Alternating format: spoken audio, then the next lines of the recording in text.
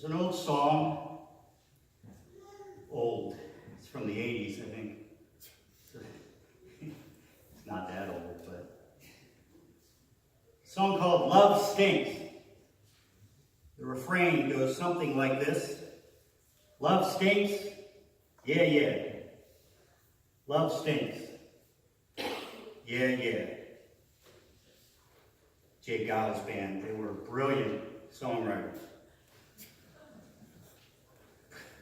But many people have the same idea about love in their lives, that it stinks.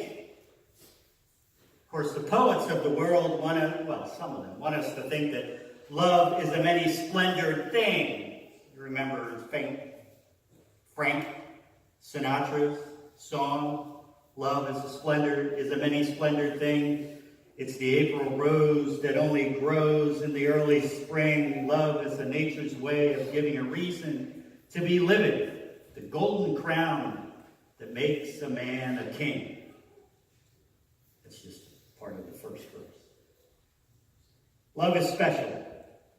Some love sours over time. Some love doesn't stand the wisps of time. But while we all know that love makes the world go round, I think we can all agree that death stinks. Death stinks. Say it with me. Death stinks. There's no avoiding death. No one looks forward to the day of their death. Well, mostly no one. There are some extreme cases. But in general, we do not look upon death as our sweet friend. Now, our texts this morning highlight the mourning and the grief and the tears of death. We even get that visceral aching of death when we hear Jesus, or when the text tells us that Jesus wept at hearing that his friend Lazarus was already in the tomb. And then we hear about the stench of death. The NRSV ruins this line. Martha says to Jesus, "He stinketh." That's the King James version. Because he's been in the tomb 4 days. The people that we are naming this morning, that we are mourning, that we lift up to God, they are as diverse, they are as unique as they possibly could be. And yet they share one thing in common. They are dead. They have died. They have run down the curtain and joined the choir eternal. And that grieves us. We may continue to be shedding tears for the death of our members, our loved ones, our friends who have passed on from this life. Of course, on this All Saints Sunday, the lessons all speak to the tears that course out of our bodies when we grieve. Of course, that got me thinking about, why do we cry? Why do we cry tears? Crying itself has some cleansing properties to it. Cleanses the body of stress. It cleanses the body of grief. Crying can elicit altruistic behaviors of the people around us. But the production of tears lends to the release of certain stress hormones. So crying or shedding tears is a natural response to grief.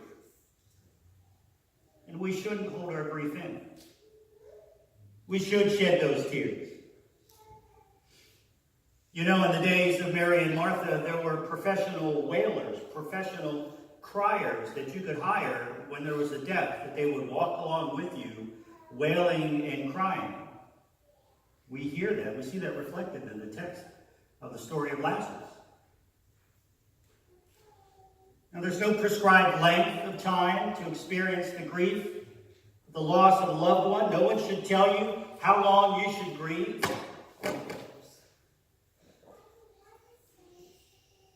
But over time, those feelings of grief should diminish, especially since we're Christians. Because we have a promise from God. A time where death will be no more. And this promise is to be a great source of hope for us. A great source of hope. And that promise reads clearly in the 11th chapter of the Gospel of John. We only have half of this story of Lazarus.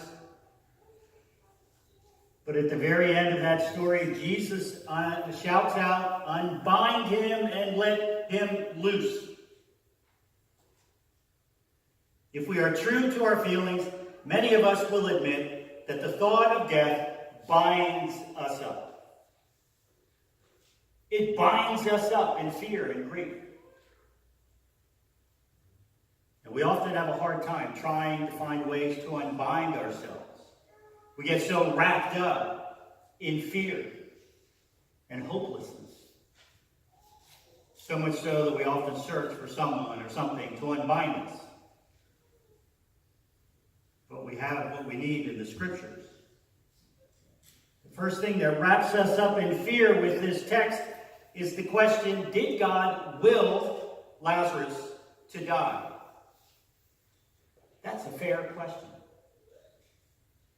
We could infer an answer when Jesus says the illness of Lazarus is for the glory of God.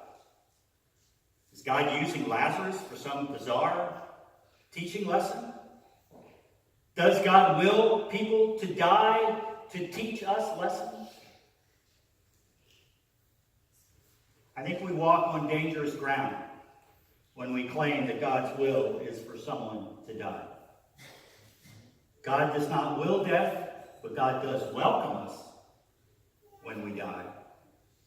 We're welcomed into the arms of Jesus when we cross that threshold of death. God does not will death. The emotion that Jesus shows ensures us that the death of Lazarus was not planned. God did not will Lazarus to die. He died for the same reasons we die and our loved ones died. Either there was an illness, an accident, malice, or old age. But God saw an opportunity. God saw an opportunity to use this death for a greater lesson, and that lesson is in trust. What we do at the time of the death of a loved one shows who we trust. As a society, we tend to do all we can to remove the reality of death from our lives. We no longer participate in wakes. Maybe there are some communities somewhere throughout the country that they may still do wakes, but people rarely do viewings anymore. Many families skip the regular funeral service and all they do is a graveside. Look, if we trust God, if we believe that God's glory is great, then we need to stare death straight in the face and say, yes, death stinks, but God is greater. Amen? Hospice workers spend a lot of time with a family of a loved one who is dying, guiding them and teaching them to release their loved one to God, not to bind them to this earth. In fact, in some traditions, maybe you're familiar with this, a family will open a window to help to release the fears that they have about death, which allows the spirit of the loved one to be released, to ascend to God. We must trust that God is enough. God is great enough that we will entrust our loved ones to God's care. So if we are to unbind ourselves from our own fears of death, we need to hold on to the same words that Mary and Martha held on to, the promise from Jesus that Lazarus will rise again in the resurrection. The promise that Jesus is the resurrection and the life. Imagine the joy that Mary and Martha felt when Lazarus walked out of that tomb. Imagine the joy when Jesus told the community to unbind him and let him loose. Can Jesus unwrap us from our fear of death? I believe Jesus can. But we first have to be willing to stare death straight in the face. Everything that is born will die. There's no avoiding death. No matter how much we try to scrub it out of our lives. But it is with confidence that we stare down death, because we trust in the resurrection of Jesus Christ. This is what we do on All Saints Sunday. We unwrap our fear of death. We wrap ourselves in the promise of paradise, in the promise of resurrection, in the promise of eternity with God. These are the promises we hold on to today as we lift to God the names of our family members, our church members, our loved ones who have died.